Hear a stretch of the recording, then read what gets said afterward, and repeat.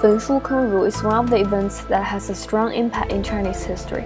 This incident refers to the burning of books in 213 BCE and life's burial of 460 scholars in 212 BCE by Qin Shi Huang, who was the first emperor of Qin dynasty, as well as Imperial China.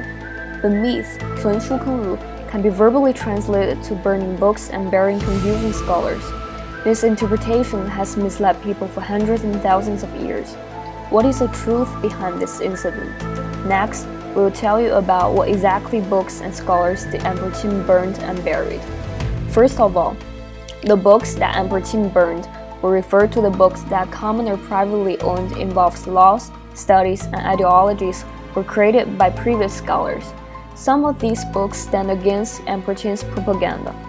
For most of the reasons were because this is the first empire in China that unifies all the chiefdoms and counties, as well as fully developed a bureaucratic and feudal system which unifies language, currency, laws, and measurements.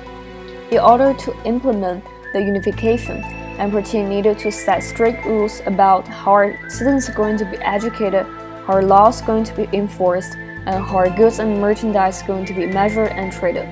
That's why Emperor Qin burned books that are not officially released by the government. Commoners did have the right to study as long as under government jurisdiction. Also, Emperor Qin didn't burn a single book that involves the study of agriculture and medication, which indicates that Emperor Qin was nothing like what the majority of people believe. He was a pretty harsh emperor indeed. However, tyrant, ruthless, and brutal are way too biased to describe him. Secondly, what majorities believe, the scholars Emperor Qin buried are Confucians, but what Emperor Qin really buried were alchemists who lied to him and spread the bad and fake things behind his back. At the early stage of Emperor Qin's reign, he was obsessed with elixirs that can keep him alive forever. He sent out hundreds of alchemists out with an enormous amount of money for research and provided them with the best living conditions and abundant pay. However, these alchemists came back with nothing, and along with few Confucian scholars who were trying to rebel Emperor Qin, together they described Emperor Qin to the general public as a stupid and tyrannical emperor who only wants to live perpetually. Emperor Qin was irritated and buried those people alive. The truth is that Emperor Qin was trying to punish those who betrayed him as suppression. Burying people alive could be seen as an inhuman way of execution, but yet with reasonable arguments.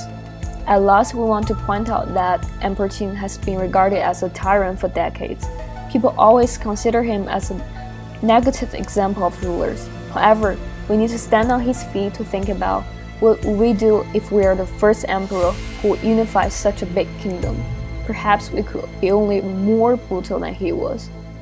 It's not easy to unify a nation without unifying ideology. Sometimes rigorous laws and implementations are necessary.